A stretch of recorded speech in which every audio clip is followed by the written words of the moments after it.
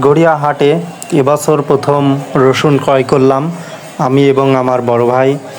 এসে দেখলাম অনেক মানুষের সমাগম, বিশেষ করে রসুন বিক্রয় হচ্ছে। আমরা একটা জায়গায় রসুন ক্রয় করলাম। ক্রয় করার সময় ভিডিও করা খুবই কঠিন হয়ে গিয়েছিল, এজন্য সেই দৃশ্য দেখাতে পারি নাই, কারণ বড় ভাই ক্রয় করেছে আর আমি এদিকে যে রসুনগুলা এসেছে সেগুলোকে ঢেলে নিয়েছি, মেপে নিয়েছি এবং টাকা পেমেন্ট করেছি। ব্যস্ততা থাকার কারণে আজকের এই ভিডিওতে দেখাতে পারি নাই যে কিভাবে ক্রয় করা হয়েছে বা কিভাবে মাপজোক বা টাকা প্রদান করা হয়েছে। বিশেষ করে আটঘরিয়া হাটে সেরকম আড়ত নাই, যেখানে প্রত্যেক ব্যাপারী নিজ নিজ দায়িত্বে শর্ট পাড়ে নেয়। এরপরে মিটার নিয়ে আসা লাগে, মিটার নিয়ে এসে নিজেই মেপে নেওয়া লাগে এবং টাকা পেমেন্ট করা লাগে। এজন্য সার্বিকভাবে সেই চিত্র দেখানো যায় নাই। এই যে এই রসুনগুলো আমরা ক্রয় করেছি আমি এবং আমার বড় ভাই মিলে। এই রসুনকে আমরা বলি কুয়া রসুন, অর্থাৎ ছোট রসুন। এই ছোট রসুন আমরা ক্রয় করেছি 1400 করে, অর্থাৎ 35 টাকা কেজি। 1 কেজি রসুন 35 টাকা, 1400 টাকা মন এই রসুন ক্রয় করা হয়েছে। আসলে রসুনে অনেক খরচ, কৃষকরা হতাশ, খুবই হতাশ। কৃষকদের কাছ থেকে আমরা ক্রয় করছি।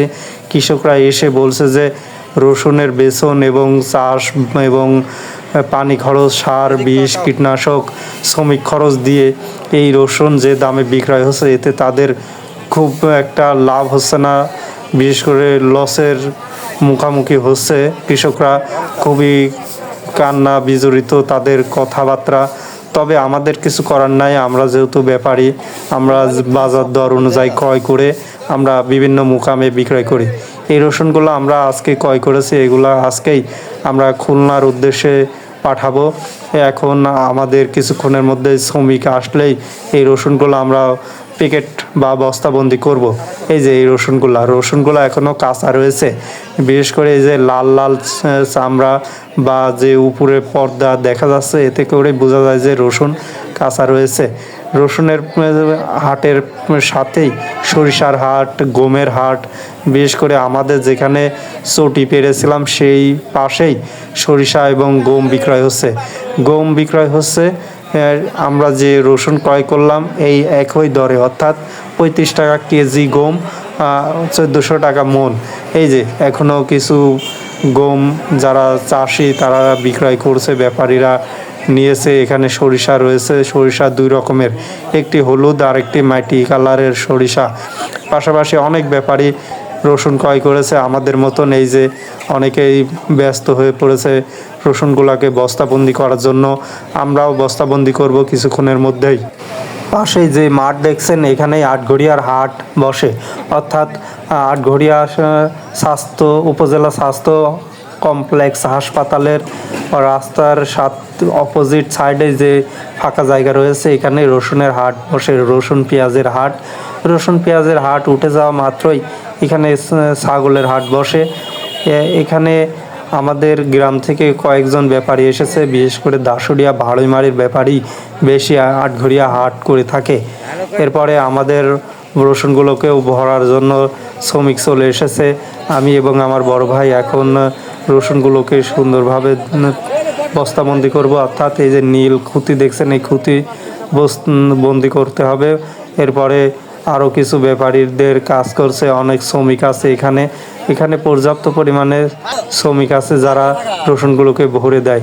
কিছু ব্যাপারীরা মাল তাদের যে মুকামে পাঠাবে সেই মুকামের উদ্দেশ্যে বস্তা ভরছে, অর্থাৎ আমাদের যে খুলনায় পাঠায় সেখানে ছোট বস্তা ভালো চলে, বড় বস্তার ওজনের মাল খুবই কম চলে। এজন্য আমরা 60 কেজি রেটের বস্তাবন্দি করলাম। এরপরে আমি আটঘরিয়া হাটের সবজি বাজারের এদিকে চলে আসলাম। এখানে এসে দেখি বিশেষ করে সিমই বিক্রয় হচ্ছে, বিশেষ করে বেশি। এই যে অনেক রকমের সিমই বিক্রয় হচ্ছে, যেহেতু ঈদ সামনেই, এজন্য ঈদের মুখামুখিতে সিমই বিক্রয় হচ্ছে বেশি। আর দোকানদারেরা প্রত্যেক দোকানেই সিমই আমি দেখলাম যে প্রথমেই রেখে দিয়েছে সিমই, অনেক রকমের মান ভেদে এবং দরদাম টাকা অনুযায়ী ক্রেতাগণ এসে ক্রয় করছে।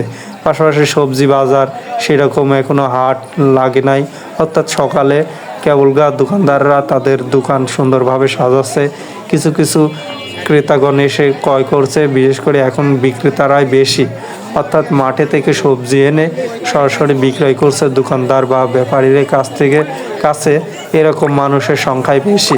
আমি একটু এগিয়ে যাচ্ছি, এই সবজি হাটার মাঝখান দিয়ে যে জায়গা রয়েছে এখানে একটু মানুষের চাপ। এখানে লেবু বিক্রয় হলো, লেবু ভালো দামে বিক্রয় হলো। এরপরে সামনেই অনেক তরমুজের দোকান, তরমুজও ভালো বিক্রয় হচ্ছে, কারণ দেখলাম যে মানুষের সমাগম বেশি, এজন্য বোঝা যাচ্ছে যে তরমুজ বিক্রয় হচ্ছে। আমি পাকে থেকেই ক্যামেরায় বন্দি করলাম সে দৃশ্য।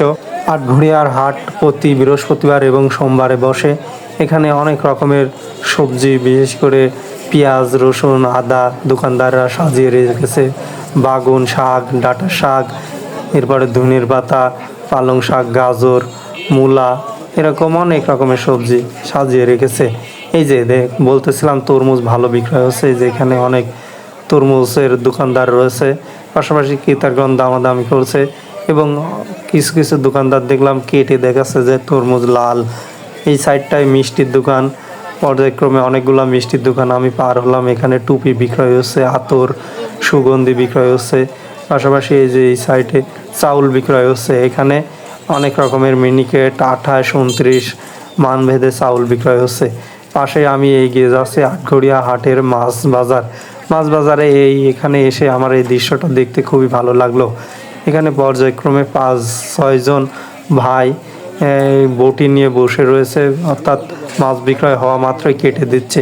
যে এই ভাইটি বড় বড় পাঙাশ বিক্রয় করেছে, তিনি বিক্রয় করে তিনি নিজেই মাছগুলোকে সুন্দরভাবে কেটে দিচ্ছে। মাছগুলোতে অনেক রকম, বিশেষ করে চর্বি দেখতে পেলাম, অনেক বড় সাইজের মাছ। আর এখানে আড়তে কেবলই মাত্র মাছ আসা শুরু করেছে।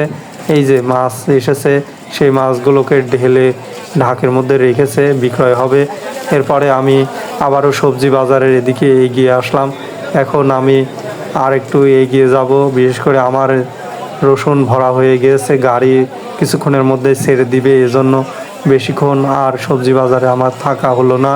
আমি কিছুক্ষণের মধ্যেই আবারও রসুন হাটার দিকে চলে যাব। আমি আর একটু দেখছি যে বেচা বিক্রয় ভালো হচ্ছে আটঘরিয়া হাটে। আশা করা যায় সময় বাড়ার সাথে সাথে এখানে আরও বেচা বিক্রয় বৃদ্ধি পাবে।